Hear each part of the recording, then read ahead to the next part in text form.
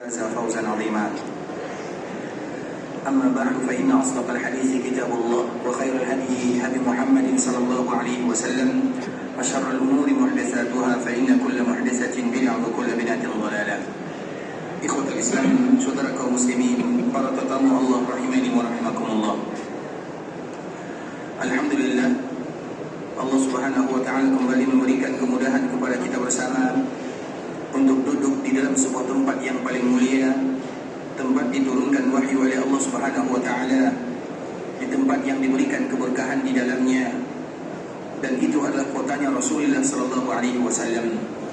Sebuah kemuliaan yang harus senantiasa kita mengenangnya, mengingatnya, guna dan tujuan agar kita senantiasa bersyukur kepada Allah Subhanahu wa taala. Keberadaan kita di kota Madinah itu merupakan taufik dari Allah Subhanahu wa taala. Dan ketika itu merupakan taufik dari Allah Subhanahu wa taala, maka tentunya kita mengembalikan semuanya kepada Allah, yaitu dengan selalu bersyukur kepada Allah Subhanahu wa taala. Dan di antara bentuk kita bersyukur kepada Allah adalah dengan senantiasa mengingat pemberian yang Allah Subhanahu wa taala berikan. Tuzkar fatushkar. Hendaklah kalian mengingat, maka kalian akan bersyukur kepada Allah Azza wa Jalla. Dengan itulah Allah Subhanahu wa taala menyebutkan di dalam Al-Qur'an, wa amma bi ni'mati rabbika fahaddits.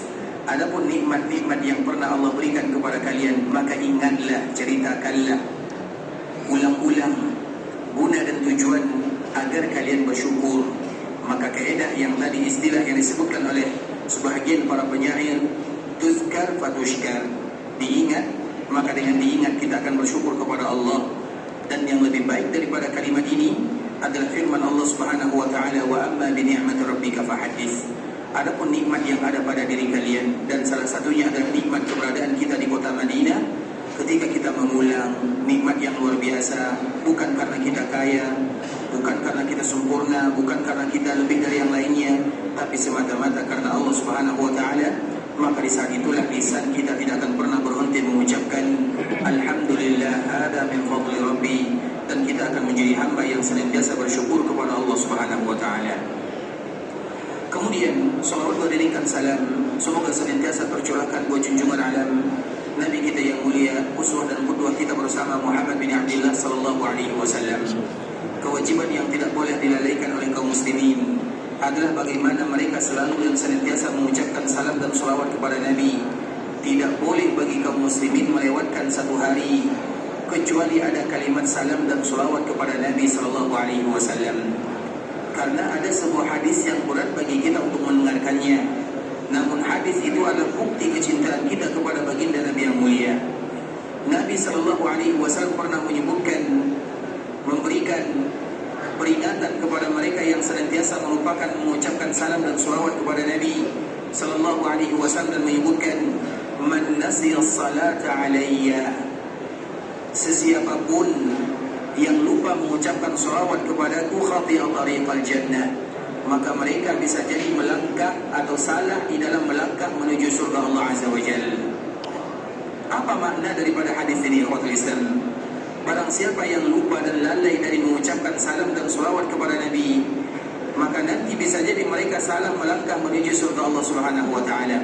Karena memang di antara salah satu kemudahan yang Allah berikan kepada kita sebagai umat Nabi adalah bagaimana supaya urusan kita dimudahkan di akhirat. Dan di antara salah satu cara agar urusan kita dimudahkan di sana dengan memperbanyak salam dan salawat kepada baginda Rasulullah sallallahu alaihi wasallam. Maka dengan itu Nabi menyebutkan, siapapun yang lupa mengucapkan salam dan salawat kepadaku, sulit urusannya di akhirat. Kaidahnya ikhwatul Islam, orang yang kita cintai tidak akan pernah kita lupakan siapapun dia. Kita berada di sini, jauh jaraknya dari keluarga, hampir 8.000 kilo. Kita meninggalkan kampung halaman, kita meninggalkan anak, keluarga, orang tua, tapi mereka tidak akan pernah kita lupakan selama-lamanya. Walau jasad kita berpisah, tapi hati kita akan selalu bersamanya. Mengapa demikian? Karena mereka adalah orang-orang yang kita cintai. Dan orang yang paling kita cintai di dunia adalah baginda Muhammad bin Abdullah sallallahu alaihi wasallam. Bahkan kalau seandainya kita mengingat mencintai anak-anak kita, kita tidak pernah melupakan mereka, maka Nabi lebih pantas untuk tidak dilupakan. Dan itulah makna daripada hadis Nabi sallallahu alaihi wasallam, atau makna daripada firman Allah Subhanahu wa taala, "An-nabiyyu aula." Nabi itu lebih pantas bagi kalian untuk kalian mencintainya, mengingatnya, mengenangnya. Kalau seandainya pikiran kalian, hati kalian tidak pernah melupakan orang-orang terdekat, anak, istri, keluarga, maka Nabi lebih pantas untuk tidak dilupakan. Dan di antara bentuk kita tidak melupakan Nabi SAW adalah senantiasa mengucapkan salam dan salawat kepada Nabi. Karena setiap kali kita ingat kepada Nabi, maka kita akan mengucapkan sallallahu alaihi wasallam. Setiap kali kita ingat dengan Nabi, kita akan mengucapkan Allahumma salli wa sallim wa barik ala nabiyina Muhammadin. Itu adalah kalimat yang menunjukkan bukti kedekatan kita dengan Nabi SAW. Kalau kita dekat dengan Nabi di dunia dengan ucapan salam dan salawat, maka kita akan dimudahkan urusannya di akhirat sana. Dan di antara salah satunya dimudahkan urusan kita masuk ke dalam surga. Dan semoga Allah mudahkan urusan kita masuk ke dalam surganya. Amin. Amin amin ya rabbal alamin. Allahumma salli ala Muhammad wa ala ahli baitihi wa ala azwajihi wa dhurriyyatihi kama sallaita ala Ibrahim wa ala ali Ibrahim innaka Hamidum Majid.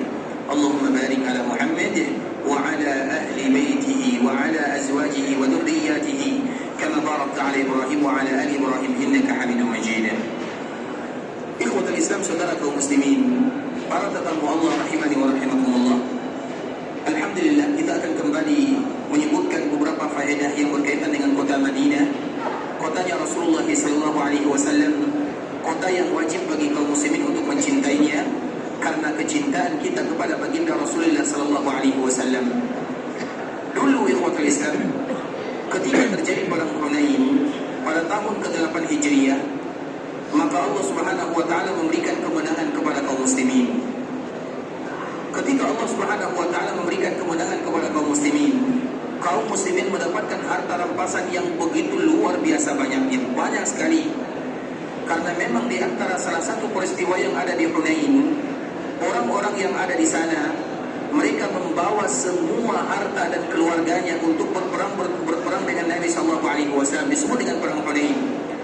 Dan perang Hunain itu ikhwatul Islam adalah sebuah tempat antara Mekah dengan Taif, kurang lebih 40 kilo dari Mekah Mukarramah. Karena memang Hunain dengan Taif dua hal yang satu atau satu arah. Karena memang dikala orang-orang Hunain mereka kalah, larinya adalah ke Taif. Kemudian ikhwatul Islam, orang-orang yang ada di Hunain, dikala mereka ingin melawan Nabi SAW untuk memberikan semangat dan motivasi kepada bala tentaranya, mereka membawa semua hartanya, membawa keluarganya, membawa anak-anaknya.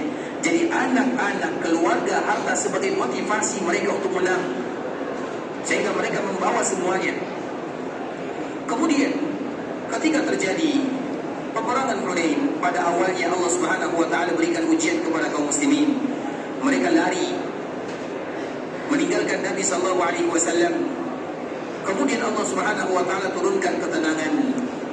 Allah Subhanahu wa taala turunkan malaikat, dan dengan itu pula pada akhirnya Allah Subhanahu wa taala memberikan kemenangan kepada kaum muslimin setelah hampir saja mereka dikalahkan oleh musuhnya. Kemudian ketika mereka mendapatkan kemenangan, maka secara otomatis mereka mendapatkan harta rampasan. Dan harta rampasannya semua harta yang dimiliki oleh orang-orang Hunain, banyak sekali ikhwatul Islam.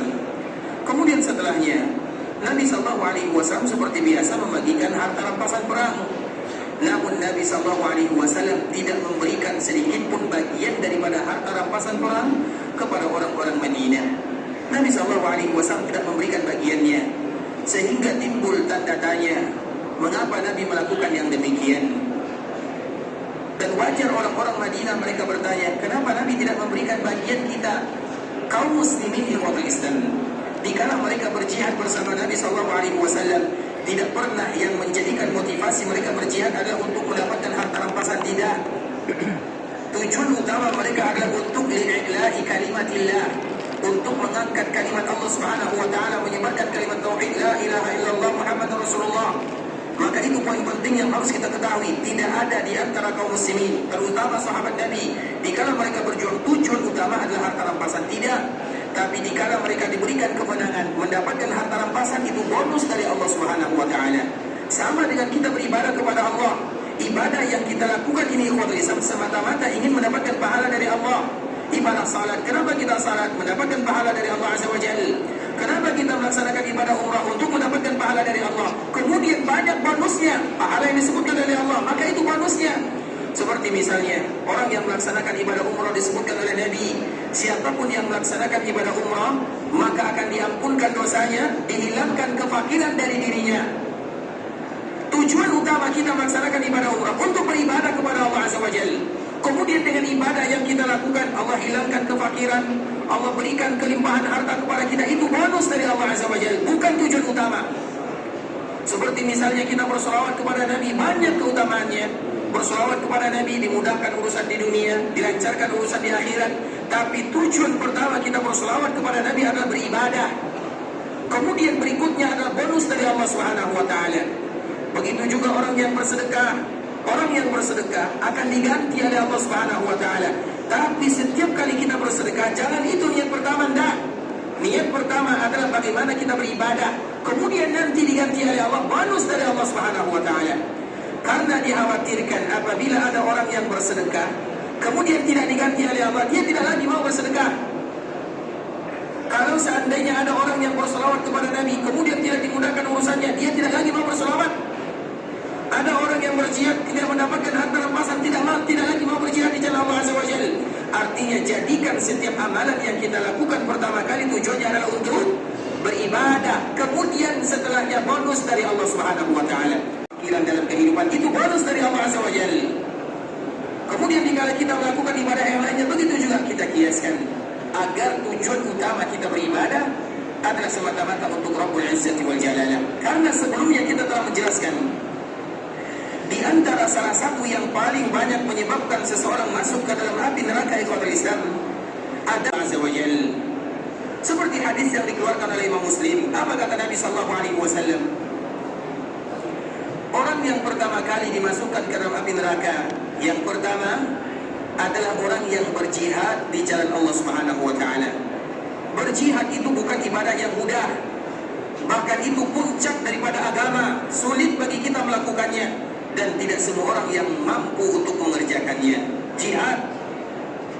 Kemudian ikhwatul Islam, orang yang berjihad ini dikala dia meninggal dipanggil oleh Allah Subhanahu wa Ta'ala.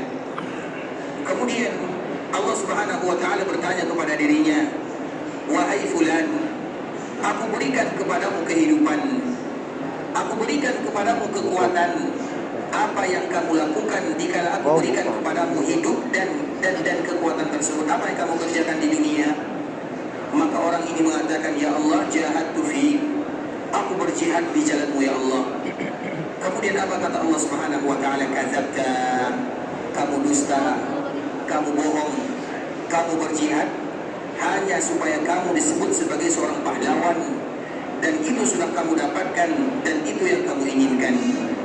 Kemudian dengan jihad itu pula lah yang menyebabkan dia masuk ke dalam neraka Allah Subhanahu wa Ta'ala. Itu yang pertama. Kemudian yang kedua, ada lagi orang yang bersedekah. Dia bersedekah siang dan malam. Kemudian dia meninggal, dipanggil oleh Allah Subhanahu wa Ta'ala, dan Allah pun bertanya kepadanya, wahai fulan, aku berikan kepadamu kehidupan, aku lebihkan hartamu, apa yang kamu lakukan? Maka orang ini menjawab, ya Allah, tasaddaqtu fi, aku bersedekah, aku berinfak, aku berzakat. Apa kata Allah Subhanahu wa Ta'ala? Kadzabta, kamu dusta, kamu bohong. Karena yang paling tahu kenapa kita beribadah adalah Allah Subhanahu wa Ta'ala. Mungkin manusia tidak bisa membaca isi hati kita, tapi Allah tahu apa yang ada di dalam hati. Kita beribadah untuk Allah atau untuk manusia? Kita beribadah karena mengharapkan pahala dari Allah atau karena menginginkan pujian dari manusia? Allah yang paling tahu.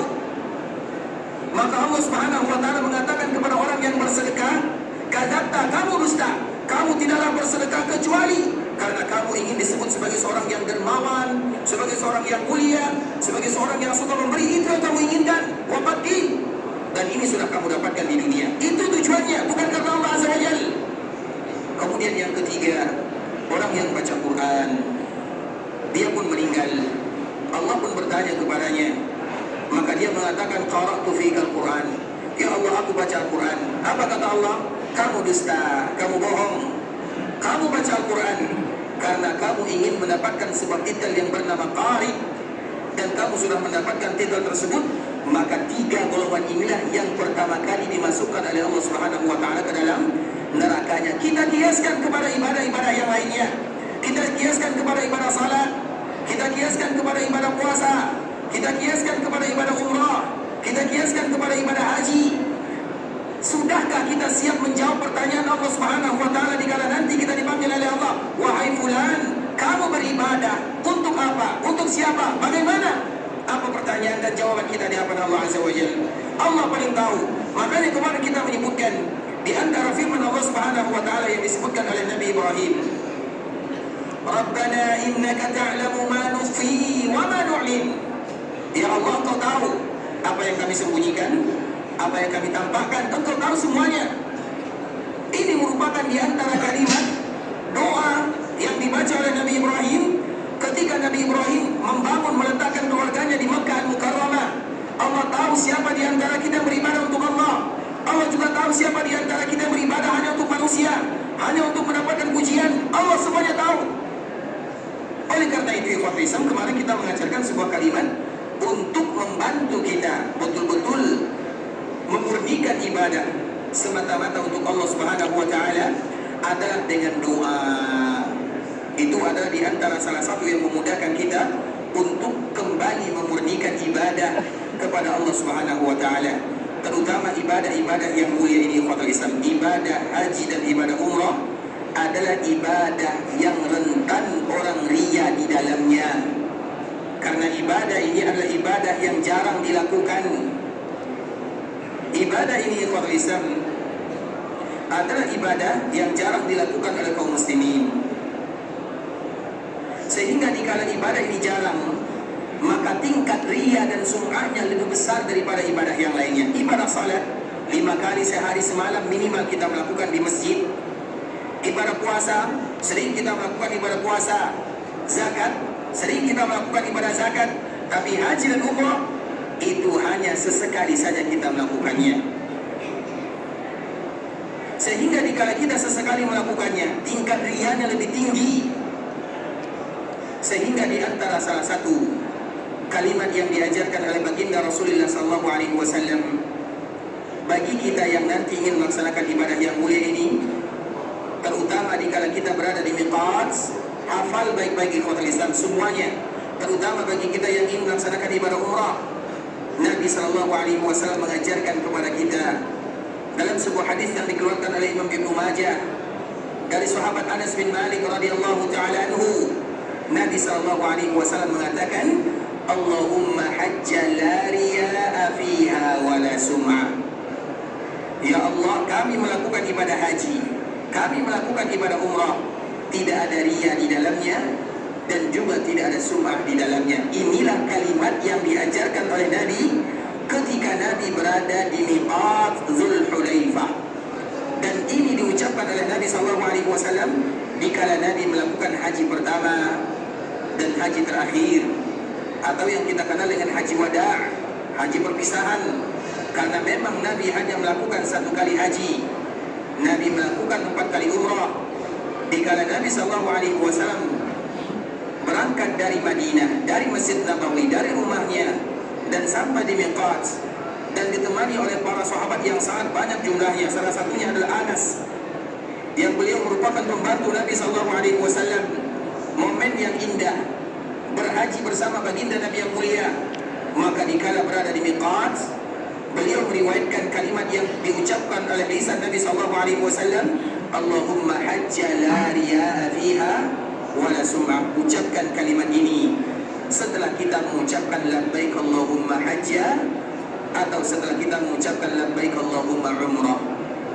Setelah kita berniat mengucapkan labbaik Allahumma umrah, maka ucapkanlah Allahumma hajja. Ya Allah, ibadah haji, karena umrah juga dinamakan dengan ibadah haji.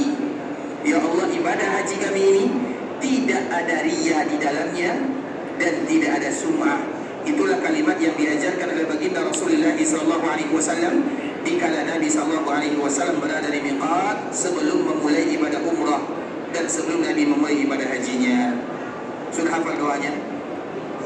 Sudah hafal semuanya? Terutama esok bagi kita yang ingin berangkat pergi ke Makkah Al-Mukarramah, jangan lupa doa ini. Sedangkan bagi mereka yang sudah pulang dari Mekah, apa yang harus dilakukan? Umrah lagi. Ucapkan lagi doa ini. Atau nanti setelah dia pulang, umrah lagi. Karena kemarin dia lupa mengucapkan doa ini, maka nanti semoga diberikan kesempatan selalu melaksanakan ibadah yang mulia ini. Amin. Terlepas daripada itu semua, ikhwatul Islam, ini kalimat yang jarang diketahui oleh kaum muslimin. Karena memang tidak dituliskan, ikhwatul Islam, jarang di antara mereka yang membahasnya. Namun kita ingatkan lagi. Makanya di dalam kitab manasik, pernah tidak kita melihat doa ini? Di dalam manasik, kitab manasik, jarang kita melihat kitab ini. Dan inilah yang paling penting, karena itu membersihkan hati. Kita beribadah dengan hati sebelum kita beribadah dengan jasad dan lisan. Karena ibadah yang sesungguhnya yang pertama kali adalah hati. Kalau hati kita selamat, maka jasad dan lisan kita pun akan ikut selamat. Tapi kalau hati kita penuh dengan riya dan sum'ah, maka di saat itulah lisan kita, jasad kita akan penuh dengan riya dan sum'ah.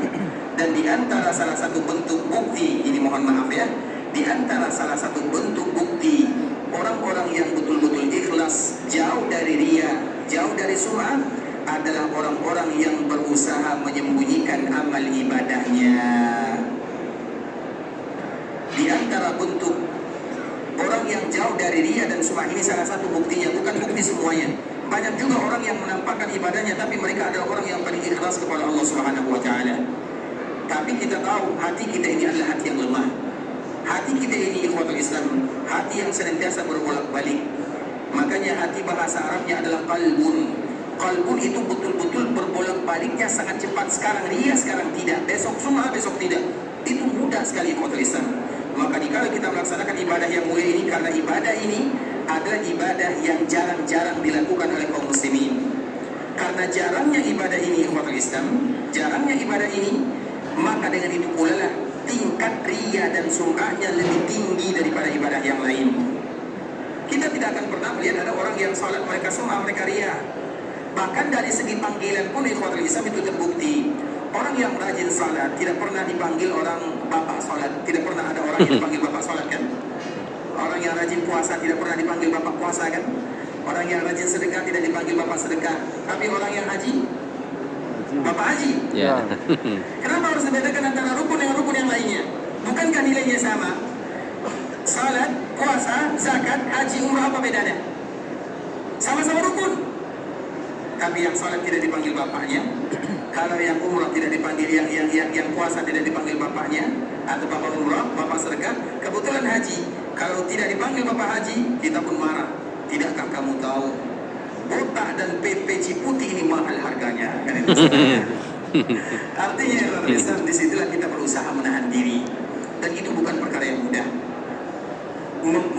Menyembunyikan amal ibadah itu bukan perkara yang mudah. Sulit sekali kita dilakukan. Karena di antara salah satu sifat manusia adalah ingin menampilkan kelebihannya. Itu sifat kita bersama, sifat saya, sifat kita semua. Kita ingin menampilkan kelebihan yang kita punya. Kita ingin menampilkan, saya ini orang seperti ini, saya ini orang ini, saya ini orang ini. Makanya yang pertama kali, awwalu man tusyahharu lahun nar. Tadi kita sebutkan hadisnya, orang yang pertama kali dipanaskan api neraka untuknya bukan orang ahli maksiat.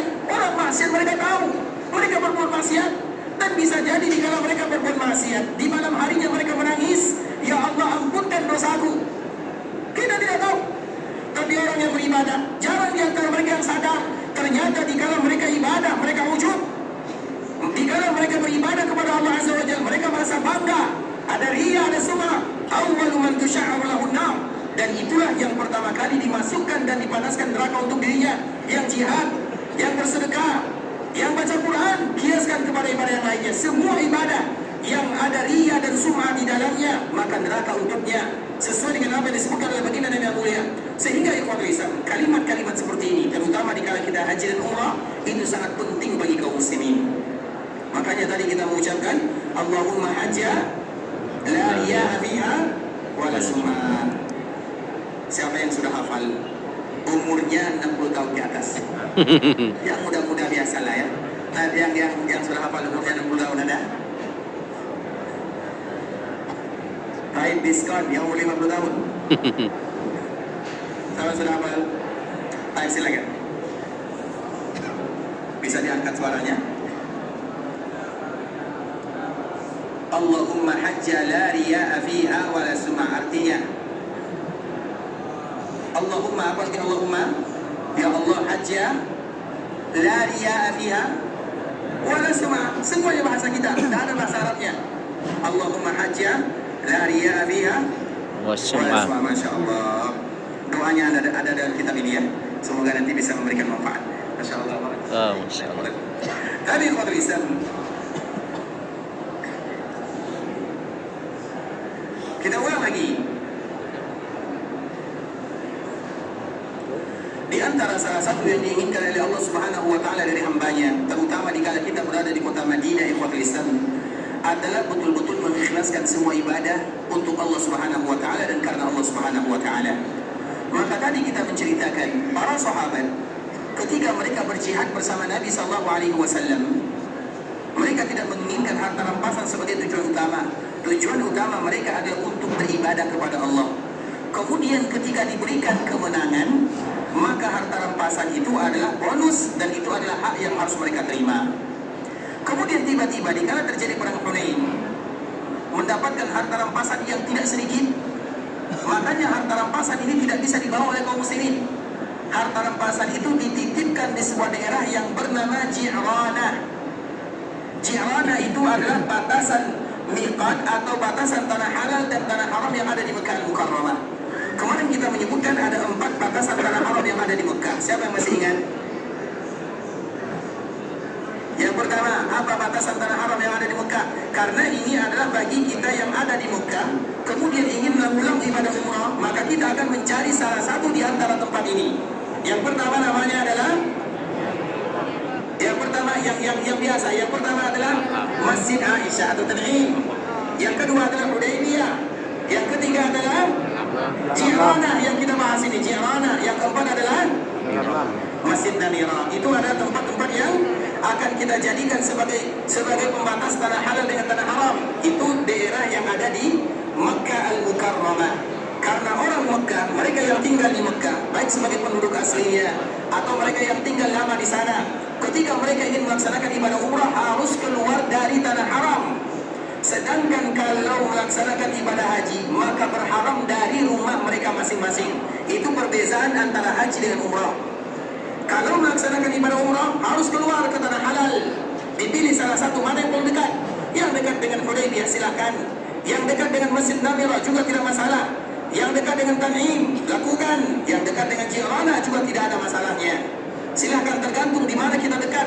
Kalau umrah harus keluar. Sedangkan kalau haji maka tidak keluar, di rumah saja. Sehingga bagi kita yang dimudahkan oleh Allah melaksanakan ibadah haji, dan semoga Allah berikan kesempatan kepada kita melaksanakan ibadah haji. Amin. Ketika mereka sudah melaksanakan ibadah umrah, mereka tinggal di Mekah. Kemudian dikala sampai tanggal 8 Dzulhijjah, mereka tetap berniat dari tempat mereka masing-masing. Labbaik Allahumma hajja. Di mana mereka mengucapkan kalimat ini? Di rumah mereka masing-masing, di hotel masing-masing, di penginapan masing-masing. Walaupun penginapannya berada di bagian dalam tanah haram. Itu perbezaan antara ibadah umrah dengan ibadah haji. Kalau haji niat di tempat masing-masing, sedangkan umrah harus keluar dari daerah haram yang tadi telah kita sebutkan. Dan salah satunya adalah Ji'rana. Ji'rana itu ikhwatul Islam. Kenapa disebut dengan Ji'rana dan kenapa itu merupakan batasan tanah haram? Kisahnya dengan ini, karena dikala Nabi melakukan perang Hunain, kemudian Allah berikan kemenangan. Orang-orang yang ada di Hunain, mereka lari semuanya. Lari meninggalkan anaknya, lari meninggalkan keluarganya, lari meninggalkan harta yang tadi mereka bawa semuanya. Dan dikumpulkan oleh kaum muslimin. Saking banyaknya, Nabi kumpulkan harta rampasan ini di sebuah tempat yang bernama Ji'rana. Kemudian Nabi kembali mengejarnya bersama pasukan sampai ke Taif. Dan disitulah pada akhirnya Nabi bertemu dengan orang yang paling berjasa kepada dirinya, ibunya. Siapa nama ibu Nabi? Siapa nama ibu Nabi? Halimah. Halimah As-Sa'diyah. Karena yang menyusui Nabi ada 2. Yang pertama namanya adalah Halimah. Yang kedua siapa namanya? Yang menyusui Nabi siapa nama yang kedua? Cari sendiri. Cari nanti ya. Karena ada 2 yang menyusui Nabi sallallahu alaihi wasallam. Yang pertama Halimah, maka disebut dengan Halimah As-Sa'diyah. As-Sa'diyah itu adalah kabilah yang ada di Taif. Makanya disebut dengan kabilah Bani Sa'ad, kabilah yang ada di Taif. Dan dikala Nabi mengejar orang-orang ini sampai ke Taif, Nabi bertemu dengan orang yang paling berjasa dengannya. Tidak lain tidak bukan adalah ibu yang menyusui dan menjaganya 4 tahun lamanya, bernama Halimah. Dan di saat itulah orang-orang heran, ini orang tua ini siapa kira-kira? Orang tidak tahu kalau itu adalah ibunya Rasulullah Sallallahu Alaihi Wasallam. Karena seorang anak apabila sudah menyusu kepada seorang wanita 5 kali dalam keadaan kenyang, maka itu sudah mahram baginya. Dan anak-anaknya akan menjadi mahram bagi dirinya, tapi dengan syarat 5 kali susuan dalam keadaan kenyang. Bukan sedikit-sedikit kemudian masih menangis, tidak. Karena biasanya anak kalau sudah kenyang mereka menangis atau tidak? Tidak. Tidur. Nah itu buktinya kalau ada di antara istri kita, keluarga kita yang menyusui anak orang lain 5 kali dalam keadaan kenyang, maka mereka akan menjadi mahram kalau seandainya ASI masih menjadi makanannya. Tapi kalau ASI bukan lagi makanannya, maka tidak lagi dihitung sebagai mahram. Bisa dipahami? Karena ada anak yang makanannya betul-betul ASI, ada anak yang makanannya bukan ASI lagi. Dan itu berbeza antara satu anak dengan anak yang lainnya. Itu baru disebut mahram. Nabi SAW 4 tahun bersamanya, berarti sudah menjadi ibunya. Jadi ibu Nabi itu ada 3. Yang pertama ibu yang melahirkan, dan yang kedua ibu yang menyusui bernama Halimah, dan yang ketiga cari sendiri. Nah mungkin semuanya gratis kan? Tadi kata lisan kita lanjutkan. Kemudian di kala Nabi SAW sampai di Hunain, Nabi SAW mengejar orang-orang yang tadi lari. Kemudian pada akhirnya apa kata Abu Bakar As-Siddiq? Ya Rasulullah, kita pulang saja. Tentunya setelah lama Nabi mengepungnya dan Nabi berjumpa dengan ibunya Halimah Sa'diyah. Kemudian pada akhirnya Nabi SAW menerima saran dari Abu Bakar As-Siddiq radhiyallahu taala anhu. Kemudian mereka pun pulang meninggalkan pasukan yang lari di sana. Mereka pulang menuju Mekah, dan yang pertama kali dituju oleh Nabi adalah Ji'ranah. Dan itulah yang kita kenal dengan Umrah Ji'ranah. Umrah Ji'ranah itu adalah umrah yang ketiga yang dilakukan oleh baginda Nabi SAW setelah tahun sebelumnya disebut dengan Umratul Qadha, dan setelah sebelumnya disebut dengan Umrah Hudaybiyah. Umrah yang pertama kali dilakukan oleh Nabi semenjak Nabi hijrah ke kota Madinah adalah Umrah Hudaybiyah. Yang kedua Umrah Qadha atau Qadiyah. Yang ketiga Umrah Ji'ranah, dan yang keempat umrah yang dilakukan bersama hajinya. 4 kali inilah umrah yang dilakukan oleh baginda Rasulullah SAW. Dan insya Allah akan kita bahas pada waktunya tentang masalah umrah dan bagaimana umrahnya Nabi SAW. Terlepas daripada itu semua ikhwatul Islam, ketika Nabi SAW kembali meninggalkan orang-orang yang tadi sudah dikejar, kemudian Nabi kembali ke Ji'ranah. Sebelum Nabi melaksanakan ibadah umrah dan mengambil miqat di Ji'ranah, maka di saat itulah Nabi membagikan harta rampasan yang begitu banyak. Tadi kita sebutkan banyak sekali ikhwatul Islam. Namun anehnya, penduduk Madinah tidak ada bagian untuknya. Tidak satu pun penduduk Madinah, khusus orang-orang Ansor, mendapatkan bagian daripada harta rampasan. Padahal kita tahu, dikala terjadi Fathu Makkah, berapa pasukan kaum muslimin yang berasal dari Madinah? Berapa jumlahnya kira-kira? Dikala terjadi Fathu Makkah, 10.000. Kemudian dikala terjadi perang Hunain, karena Fathu Makkah itu banyak orang-orang Makkah masuk ke dalam agama Islam. Kemudian ketika mereka masuk dalam agama Islam, banyak mereka yang bergabung dengan Nabi, kurang lebih 2.000-an. Sehingga yang tadinya 10.000 ditambah 2.000 menjadi 12.000. Nah, artinya penduduk Madinah lebih banyak jumlahnya, dan mereka tidak mendapatkan bagian harta rampasan pada perang Hunain ini. Nabi membagikan kepada orang-orang Quraisy. Nabi berikan kepada orang-orang yang baru saja masuk Islam. Siapa yang baru masuk Islam? Abu Sufyan, mertua Nabi. Diberikan kepadanya 100 ekor onta. Onta ikhwatul Islam mahal harganya. Kemudian Ikrimah, anaknya Abu Jahal, diberikan kepadanya 100. Kemudian Safwan anaknya Umayyah. Kita tahu siapa Umayyah? Yang mengazab Bilal. Diberikan kepadanya 100, ditambah lagi 100, ditambah lagi 100. Bukan harta yang sedikit. Itu baru ontanya, belum dinar dan dirhamnya, belum uqiyahnya, belum kudanya, belum yang lainnya. Banyak sekali ikhwatul Islam. Sehingga penduduk Madinah, jika mereka melihat harta rampasan dibagikan kepada penduduk Makkah yang baru saja masuk Islam, belum sampai 1 bulan. Karena perang Hunain ini terjadi antara Fatu Mekah dengan Hudaybiyah kurang lebih 2 mingguan, 15 hari. Baru saja mereka masuk Islam, mereka sudah mendapatkan harta rampasan yang tidak sedikit. Kalau seandainya mereka mendapatkan 2 ekor unta, 3 ekor unta, masih lumayan. Tapi 100 itu sedikit atau banyak? Banyak sekali kota Islam. Kita pun belum pernah melihat 100 ekor unta. Dan itu adalah kendaraan orang Arab pada waktu itu. Ibarat 100 mobil, kereta, banyak sekali kota Islam, banyak. Sehingga membuat orang-orang Madinah bertanya, kenapa Nabi melakukan seperti ini? Tidak pernah Nabi melakukan seperti ini. Apa kira-kira alasannya? Maka wajar muncul pertanyaan dari orang-orang Madinah, mungkin Nabi sudah lupa kepada kita. Wajar demikian di kota Islam. Mungkin Nabi ingin tinggal di kota Mekah. Ada pertanyaan yang tapi mereka simpan dalam hatinya, tidak pernah mereka keluarkan. Dan ingat ikhwan Islam, sesuatu yang ada dalam hati, baik itu yang buruk atau yang baik, apalagi yang buruk, selama tidak dikeluarkan dengan kata-kata, selama tidak dilakukan dengan jasad dan badan ini, maka akan dimaafkan oleh Allah Subhanahu wa taala. Dan itu merupakan di antara bonus Allah untuk umat Nabi sallallahu alaihi wasallam. Kalau orang-orang terdahulu sesuatu yang ada dalam hatinya Allah sudah berikan sanksi, kalau buruk dihukum. Sedangkan kita sebagai umat Nabi tidak pernah dihukum sesuatu yang ada dalam hati, sampai diucapkan dan sampai dilakukan baru diberikan hukuman. Begitu juga dengan sahabat Nabi, mereka bertanya-tanya tapi semuanya masih dalam hatinya. Hanya saja Nabi mendengarkan isu yang beredar, maka Nabi memanggil pemimpinnya yang bernama Sa'ad. Kemudian Nabi panggil, wahai Sa'ad, aku mendengarkan ada berita-berita dari penduduk Madinah. Apakah benar? Ini tabayun namanya ya. Artinya Nabi ingin mengetahui betul atau tidak. Dan inilah yang sudah mulai hilang dari kaum muslimin. Kadang-kadang di dalam keluarga kita mendapatkan berita-berita yang tidak baik tentang diri kita. Maka di saat itulah sebelum kita memastikan berita tersebut, kita sudah melawan duluan. Tidak demikian yang diajarkan dalam agama. Maka tabayun itu ikhwan Islam atau minta kejelasan itu adalah langkah awal sebelum kita mengambil tindakan. Tabayun namanya. Dan itu sangat sulit sekali dilakukan ikhwan Islam, apalagi dalam lingkup keluarga.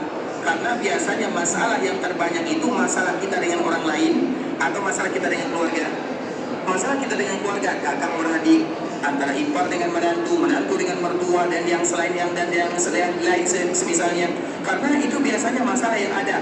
Di saat itulah di antara salah satu langkah awal adalah tabayun. Tabayun itu minta kejelasan iya atau tidak. Setelahnya baru kita melangkah ke jenjang yang berikutnya. Itulah yang dilakukan oleh Nabi sallallahu alaihi wasallam. Maka Nabi memanggil pemimpinnya Sa'ad namanya. Kemudian dikala dipanggil pemimpinnya Sa'ad, maka Nabi bertanya kepada Sa'ad, wahai Sa'ad, aku mendengarkan berita ini dan itu. Sa'ad mengiyakan, iya ya Rasulullah, demikian. Dan penduduk Madinah melakukan yang demikian, atau mereka banyak pertanyaan karena mereka sudah terlalu cinta kepada Nabi. Sudah 8 tahun mereka bersama Nabi sallallahu alaihi wasallam. Kemudian tiba-tiba seolah-olah Nabi melupakan mereka, dalam tanda kutip, karena Nabi tidak memberikan harta rampasan, tidak seperti biasanya. Biasanya Nabi membagi sama rata, artinya yang semua yang ikut mendapatkan bagiannya, karena itu haknya. Tiba-tiba dalam kejadian ini tidak dilakukan dalam perkara yang sama. Maka dengan itulah orang-orang Madinah bertanya-tanya, dan itu karena terlalu cinta kepada Rasulullah SAW, bukan karena alasan yang lainnya. Kemudian di ikhwatul Islam, dikala Nabi bertanya kepada Sa'ad, maka Sa'ad mengatakan, iya ya Rasulullah. Kemudian apa kata Nabi kepada Sa'ad? Dan engkau bagaimana wahai Sa'ad? Apa jawaban Sa'ad? Saya juga sama dengan kaumku. Artinya saya juga berpikiran seperti itu karena engkau biasanya tidak melakukan perkara yang biasa kau lakukan. Maka di saat itulah Nabi pun mengumpulkan semua orang-orang Ansar, khusus orang-orang Ansar. Tidak boleh ada masuk di dalamnya kecuali Ansar. Kemudian di kota Islam, dikala Nabi sallallahu alaihi wasallam berkumpul dengan orang-orang Ansar, maka di saat itulah Nabi mulai bertanya kepada orang-orang Ansar. Apa kata Nabi sallallahu alaihi wasallam setelah memuji Allah Subhanahu wa taala? Nabi menyebutkan, ya ma'syaral ansar, alam ajidkum dhullalan fahadakumullahu bi. Wahai orang-orang Ansar, bukankah dulu kalian tidak tahu agama, kalian salah melangkah, kalian salah jalan, kemudian Allah perintahkan aku untuk hijrah ke tempat kalian, maka kalian mendapatkan petunjuk gara-gara aku. Tentunya setelah Allah Subhanahu wa taala, alam ajidukum dhullalan fahadakumullahu bi. Bukankah dulu kalian tidak tahu tentang Islam, tidak tahu apapun, kalian sama dengan jahiliyah yang lainnya? Kemudian aku datang, aku hijrah. Allah berikan petunjuk kepada kalian melalui diriku. Kemudian wa'alatan fa'adnakumullahu bi. Bukankah dulu dalam keadaan fakir, kalian tidak ada pemasukan, kota Madinah kota yang tidak dianggap. Fa'adnakumullahu bi. Kemudian Allah berikan kekayaan kepada kalian lewat jalur diriku. Wa mutafarriqina fajama'akumullahu bi. Bukankah dulu kalian tidak pernah akur? Kalian selalu berperang antara satu dengan yang lainnya, bertikai yang tidak pernah ada sudahnya. Bukankah itu yang terjadi pada diri kalian? Maka dikala orang-orang Ansar mendengarkan kalimat ini, mereka hanya bisa mengatakan, iya ya Rasulullah, iya. Kami dulu berada di dalam kesesatan, Allah berikan petunjuk kepada kami melalui dirimu. Kami dulu berada di dalam kefakiran, Allah kayakan kami melalui dirimu. Kami dulu terpecah belah, Allah satukan kami melalui dirimu. Mereka semuanya mengaku. Kemudian setelah Nabi mengatakan kalimat ini, Nabi kembali mengatakan, ala tujibuni, tidakkah kalian balas? Maka orang-orang Ansar mereka diam. Apa yang akan mereka ucapkan kepada Nabi? Kemudian Nabi sendiri yang mengatakan, kalau kalian ingin, maka kalian akan mengucapkan, ya Rasulullah, bukankah dulu kamu diusir oleh kaummu, kami yang menampungmu, kami yang menjagamu, kami yang menolongmu? Kalau kalian mau, kalian akan ucapkan kalimat ini. Kemudian kalian pun akan mengatakan, ya Rasulullah, bukankah kami orang-orang Ansar yang selalu berjihad bersamamu? Di dalam perang Badar, berapa jumlah kaum muslimin? Al-Ansar kebanyakannya. Dalam perang Uhud, siapa yang banyak meninggal? Yang meninggal dari Muhajirin hanya 4 orang. Semuanya dari Ansar. Bukankah itu perjuangan kami bersamamu ya Rasulullah? Tapi ini bukan ungkapan orang Ansar ya. Nabi mengatakan, kalau kalian mau, kalian akan mengucapkan kalimat-kalimat ini. Tapi orang Ansar tidak mungkin mengucapkannya. Orang Ansar tidak mungkin mengeluarkan kata-kata seperti ini. Tapi kata-kata ini keluar dari lisan Nabi. Kalau kalian mau, kalian akan mengatakan ini, dan ini. Tapi orang Ansar mereka hanya diam. Kemudian ikhwatul Islam, setelah Nabi memulai muqaddimah mengingat nikmat Allah, Nabi adil. Nabi ingatkan nikmat Allah kepada Ansar, dan Nabi pun mengingat nikmat orang Ansar kepada dirinya. Adil namanya. Tidak hanya Nabi mengatakan dulu kan seperti ini, dulu kan seperti ini. Tidak. Nabi juga menyebutkan kelebihan. Karena kalimat yang kedua adalah kelebihan yang dimiliki oleh orang-orang Ansar. Nabi tidak akan pernah melupakan jasa orang Ansar untuk selama-lamanya. Dan kita mengatakan ikhwatul Islam, dikala Nabi hendak meninggal 2 hari sebelum Nabi wafat, maka Abu Bakar As-Siddiq dan Al-Abbas lewat di dalam Masjid Nabawi ingin berkunjung membesuk Nabi SAW dalam keadaan terbaring di rumah Ibunda Aisyah. Kemudian dikala mereka ingin datang berkunjung ke rumah Nabi, maka mereka melewati Masjid Nabawi, kemudian salat di dalamnya. Dikala mereka selesai salat, mereka melihat ada orang-orang Ansar duduk di sana sambil dalam keadaan menangis. Abu Bakar bertanya-tanya dalam dirinya, "Man yubkikum?" Apa yang membuat kalian menangis wahai orang-orang Ansar? Maka orang-orang Ansar mengatakan, kami masih ingat kenangan-kenangan indah bersama Nabi SAW. Bagaimana dulu hari-hari pertama Nabi datang, membuat kota Madinah seolah-olah bercahaya, membuat kami bersama, membuat kami kuat. Disebutkan semua nikmat yang mereka lalui bersama Nabi SAW. Sekarang Nabi sudah terbaring di rumah Aisyah. Kami khawatir kalau seandainya Nabi dipanggil oleh Allah Azza wa Jalla. Mereka menangis. Abu Bakar setelah bertanya tidak bisa memberikan tanggapan. Abu Bakar setelah mendengarkan jawaban orang-orang Ansar, maka Abu Bakar masuk ke rumah Nabi SAW yang sedang terbaring, tidak kuat, tidak ada lagi kekuatan. Kemudian di saat itulah Abu Bakar menceritakan kepada Nabi, "Ya Rasulullah, sebelum aku masuk membesukmu, mengunjungimu, aku tadi lewat masjid dan aku menjumpai orang-orang Ansar, mereka sedang menangis, dan alasannya karena mereka rindu mengenang memori lama denganmu." Di saat itu juga apa kata Nabi? Nabi dalam keadaan terbaring, dalam keadaan lemah. Nabi pun mengatakan, bangunkan dirimu. Maka para sahabat yang ada di sana mereka heran, terkejut, apa masalahnya?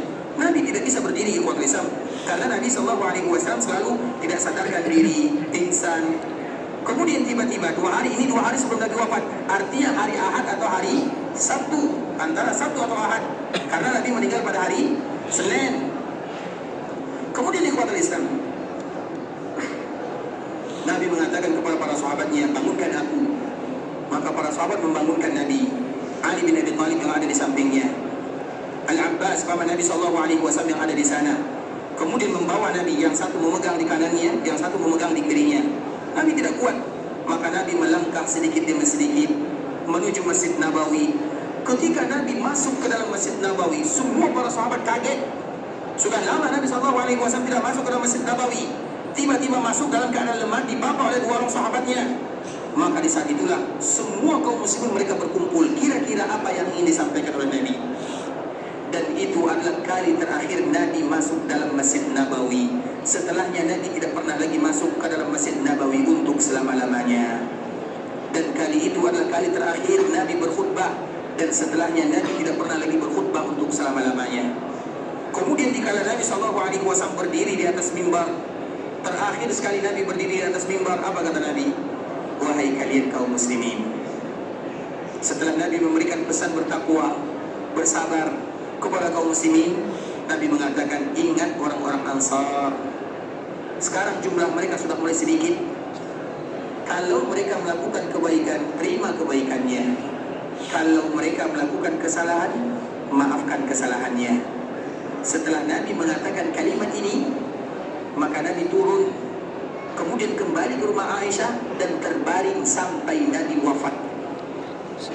Pesan terakhir Nabi SAW agar kita tahu Nabi sangat sayang kepada orang-orang Ansar. Maka dikala kita berada di kota Madinah, ikhwatul Islam, bisa jadi masih banyak di sini keturunan orang-orang Ansar, kita tidak tahu. Makanya di antara salah satu adab dikala kita berada di kota Madinah, ingat akan doa baginda Rasulullah SAW. Apa doa Nabi SAW?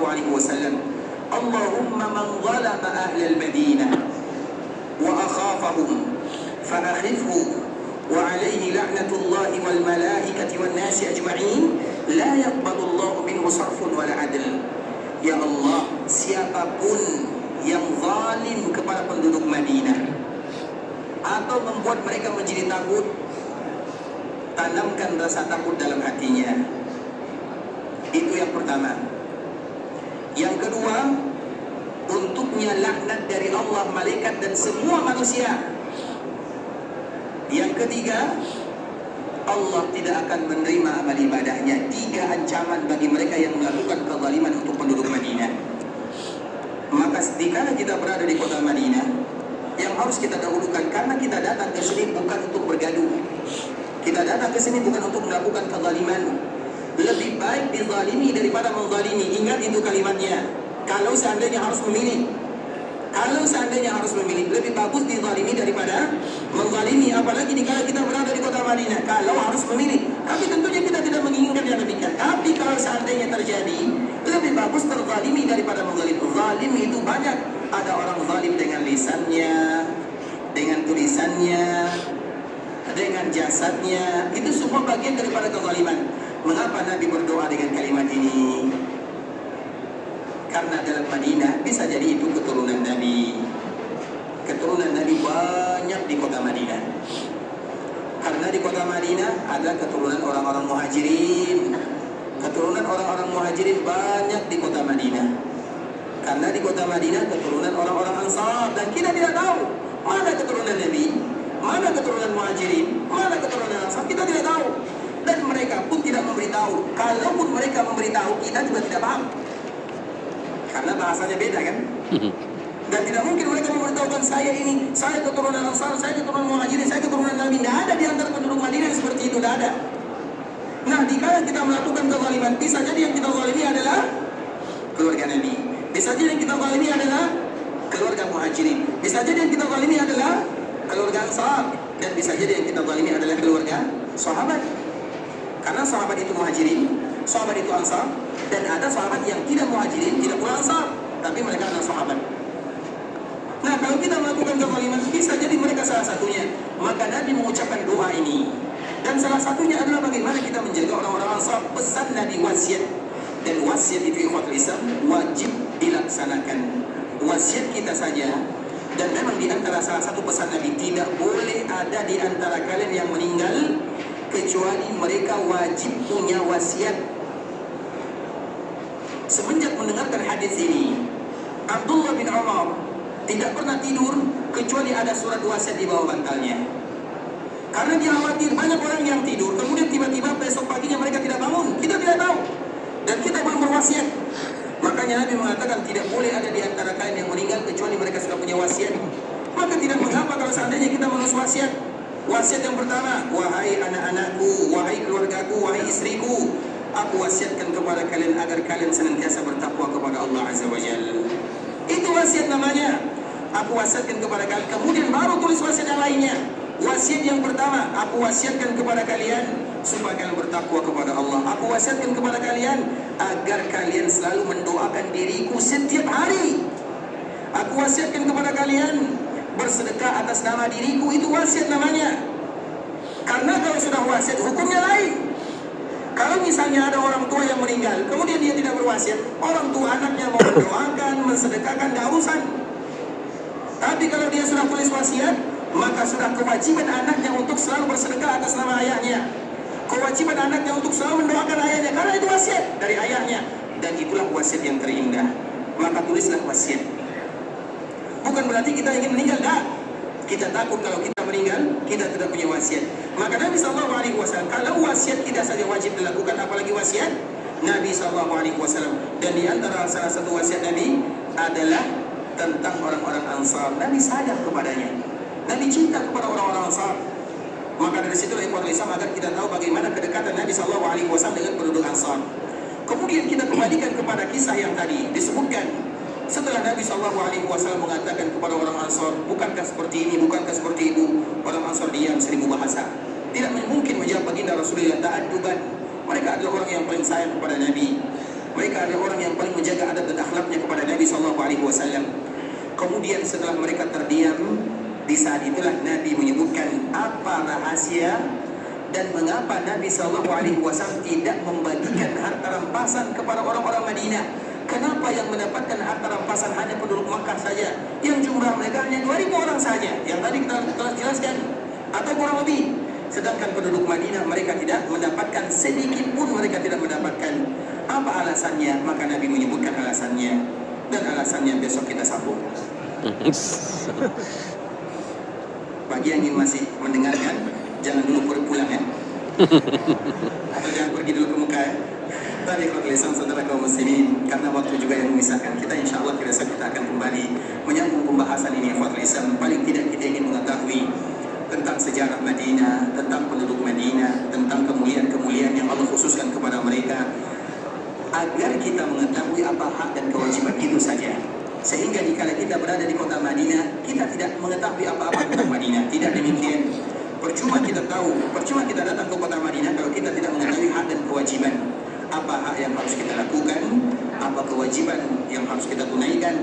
Itu adalah tujuan kenapa kita berada di kota Madinah. Begitu juga dikala kita berada di kota Makkah Al-Mukarramah. Dan Nabi SAW bersama para sahabatnya memiliki cerita-cerita yang indah, yang wajib bagi kaum muslimin untuk mengetahuinya. Bukti mereka mencintai Nabi SAW dan bukti mereka mencintai apapun yang dicintai oleh Nabi SAW. Maka sebagian para ulama mengatakan, ingat baik-baik kalimat ini.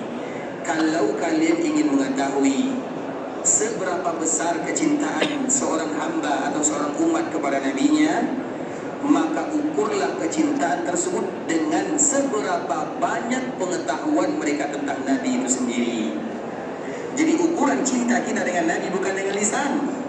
Lisan dia juga salah satu bagian darinya. Tapi ukuran cinta kita kepada Nabi yaitu seberapa banyak pengetahuan kita tentang Nabi SAW. Kita sudah membaca sejarah Nabi atau belum? Setiap hari kita mengatakan, ya Rasulullah kami cinta kepadamu. Tapi kitab sejarah tidak ada di rumah kita. Tidak cinta namanya. Atau cintanya tidak sempurna. Karena cinta yang sesungguhnya dengan mempelajari dan mengetahui orang yang kita cintai. Dan orang yang paling kita cintai adalah baginda Rasulullah SAW. Maka setelah kita pulang dari umrah ini, ikhwatul Islam, cari buku sejarah bercerita tentang Nabi dan dibaca. Siap ya? Insyaallah. Janji ya? Insyaallah. Janji dituntut di akhirat nanti. Baik, ikhwatul Islam, itu adalah bukti cinta kita kepada Nabi. Agar cinta kita tidak bertepuk sebelah tangan. Cinta itu adalah bagaimana cara mengukurnya? ukur pengetahuan dia tentang Nabi. Ditanya tentang sejarah Nabi, dia tahu jawabannya. Orang yang seperti ini adalah orang yang mencintai Nabi. Tapi kalau ditanya tentang Nabi, dia tidak tahu. Yang diketahui cuma namanya, ibunya saja tidak tahu. Tadi kan kita tidak tahu kan ibu Nabi. Ternyata ibu Nabi ada 3 kan? Ada yang sudah tahu? Siapa ketiga? Suwaibah. Siapa? Suwaibah. Suwaibah. Suwaibah. Betul. Masya Allah, ini hadiahnya. Hadiah penutup ya. Masya Allah. Semoga memberikan manfaat ya. Jazakumullahu khairan. Suwaibah. Jadi itu adalah ibu Rasulullah SAW. Ibu Nabi yang pertama adalah Aminah, ibu Nabi yang kedua adalah Halimah, ibu Nabi yang ketiga adalah Suwaibah. Mereka semuanya adalah ibunya Rasulullah SAW. Dan semoga kita betul-betul mencintai baginda Rasulullah SAW. Ikhwatul Islam, saudara kaum muslimin, para tetamu Allah rahimani wa rahimakumullah. Sampai di sini pembahasan yang bisa kami jelaskan, yang benar dari Allah Subhanahu wa taala, yang salah dari diri kami pribadi karena kurangnya ilmu kami, karena kebodohan, karena kejahilan, karena ketidaktahuan kami.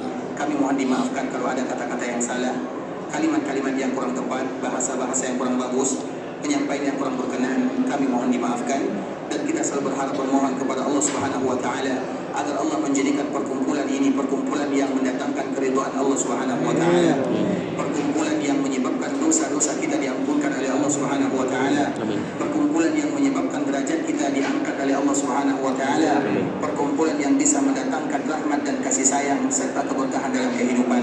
Semoga Allah Subhanahu wa taala ampunkan dosa kita bersama. Allah ampunkan dosa orang tua kita. Allah ampunkan dosa saudara-saudari kita. Allah ampunkan dosa keluarga kita yang dekat ataupun yang jauh. Allah ampunkan dosa tetangga kita, masyarakat kita, pemimpin kita, dan seluruh kaum muslimin. Kalau ada di antara kita yang ingin pergi melaksanakan ibadah umrah, semoga Allah Subhanahu wa taala menerima semua amal ibadahnya. Allah kabulkan setiap doa dan permintaannya. Allah jadikan umrah yang mereka lakukan adalah umratan mabrurah, wa sa'yan mashkura, wa dhanban maghfura. Kalau ada di antara kita yang ingin pulang ke kampung halamannya, semoga dimudahkan perjalanannya, dilancarkan urusannya, kembali bertemu dengan keluarga yang ditinggalkan dalam keadaan sehat walafiat. Semoga Allah berikan keberkahan dalam kehidupan kita. Allah berikan keberkahan dalam usaha kita. Allah berikan keberkahan dalam keluarga kita. Allah berikan keberkahan dalam anak cucu kita. Semoga Allah Subhanahu wa taala berikan kepada kita keikhlasan dalam setiap amal ibadah. Allah berikan kepada kita istiqamah dalam agama, dan semoga Allah tutup usia kita dalam keadaan husnul khatimah, dan semoga Allah kumpulkan kita bersama di dalam surga. Amin amin ya rabbal alamin. Kita tutup dengan doa kafaratul majlis. Subhanakallahumma wa bihamdika asyhadu an la ilaha illa anta astaghfiruka wa atubu ilaik. Wa sallallahu wa sallim ala nabiyyina wa habibina wa khalilina wa sayyidina Muhammadin wa ala alihi wa sahbihi wa sallama tasliman katsira. Assalamualaikum warahmatullahi wabarakatuh.